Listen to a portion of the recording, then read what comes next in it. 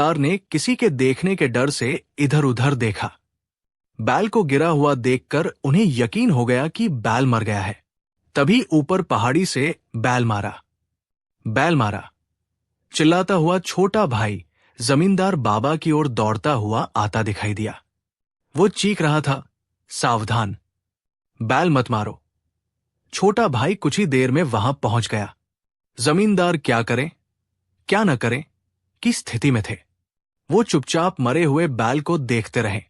छोटे भाई ने कहा, अगर मेरी फसल खाई होती तो मैं कुछ नहीं कहता, लेकिन तुमने मेरा बैल क्यों मारा? अब मैं कचहरी में शिकायत करूंगा। उस समय गाय या बैल को मारना एक बड़ा पाप और अपराध माना जाता था। कचहरी में शिकायत करने पर मृत्युदंड तक हो सकता था। जमींदार बाबा ने पहले किसी के देखने के डर से चारों ओर देखा और फिर छोटे भाई की ओर मुड़कर कहा, देखो बेटा, कचहरी में शिकायत मत करो। किसी को मत बताना कि मैंने बैल को मारा है। कह देना कि मेरा बैल खुद मर गया, वो बूढ़ा था। मैं तुम्हें चांदी के ढेर सारे सिक्के दूंगा। छोटे भाई ने तुरंत विचार किया और कहा, अगर आप ऐसा कहते हैं तो मैं ऐसा ही करूंगा। आपको फंसाने से मुझे क्या मिलेगा? जमींदार बाबा ने चांदी के सिक्कों का लेन देन अपने घर में ही किया और वे वहां से चले गए।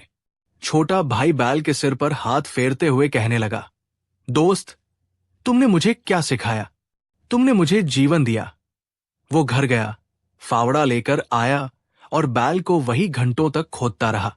उसने एक बड़ा गड्ढा खोदा। अकेले ही उसने मरे हुए बैल को गड्ढे में डाला और दफना दिया। फिर छोटा भाई भी घर चला गया। शाम को जब अपना बिराना कोई नहीं था, छोटा भाई घर से जमींदार बाबा के महल की ओर चला। बाबा महल के छज्जे पर उसका ही इंतजार कर रहे थे।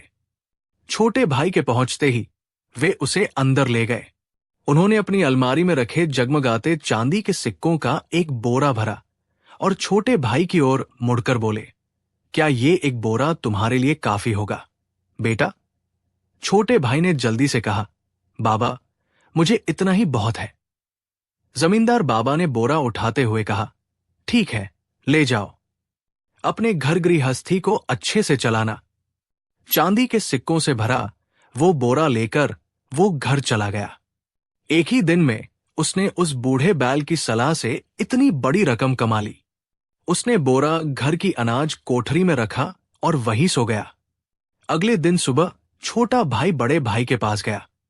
उसने बड़े भाई से एक तुलाधार